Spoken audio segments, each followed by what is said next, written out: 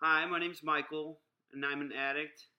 I have also completed the Addiction Study Certification Program at St. Louis Community College. I've been abstinent from drugs and alcohol for a little over 2 years.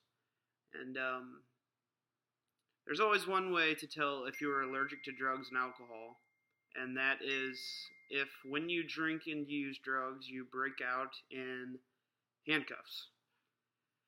And I'm sure everyone knows someone that struggles with the disease of addiction, and it's a very touchy subject. Um, and I want to inform others of this disease. And I'll start off with a definition given by the National Institute of Drug Abuse. And they say that addiction is chronic, often relapsing brain disease that causes compulsive drug seeking and use, despite harmful consequences to the addict and those to him around them or anyone in the family or anything else like that. And I wanted to start off with how addiction affects the individual. And there's just so much to even start off to saying. It's progressive and it's cunning and baffling, and recovery requires a daily reprieve. And I know from personal experience, it took a whole psychic change. I had to completely change how I viewed everything. And there are many programs out there to help individuals. There are Narcotics Anonymous, Alcoholics Anonymous. There are rehabilitation centers, and also other 12-step programs that have been created since then for treatment. I have many friends that are recovering addicts. My friends that are addicts and currently using aren't my friends anymore, so they've somehow strayed away from me. And I didn't think that was something that would happen while back in the day while I was using. I thought we were friends forever, but it says here I have some information from the website that says 86.4% of people, whenever they go to 12-step programs after a rehabilitation center, they stay clean. And this is they go weekly. And then I have 48.4% they will stay clean and sober without a 12-step program, but after a rehab. And from statistics I've heard in the past, these aren't really too accurate because rehab statistics show much less of a rate for staying clean and abstinent from drugs. And this is for people that have dropped out of treatment. They claim to have been clean and sober, and this was 30.8% of them.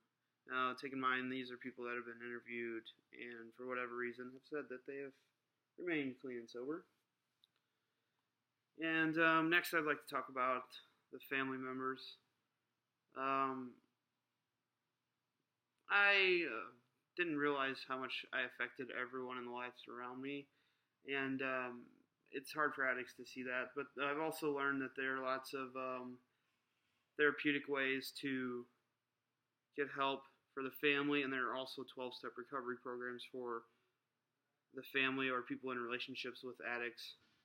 And this is just something that I found that mentions, it's from a 12-step. It's from Al-Anon, which is people that are family members of alcoholics. And it's the 3 C's. I didn't cause it, I can't control it, and I can't cure it.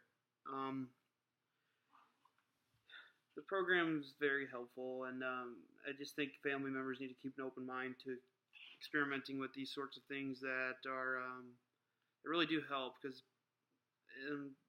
whenever one person tends to be sick from this disease of addiction, they tend to affect everyone around them, and it's just a big cycle, and by the time the addict receives treatment and wants to get clean, their whole family is also screwed up by this disease, and it could take the family much longer than the addict to recover if the addict is receiving a lot of treatment and help for their disease.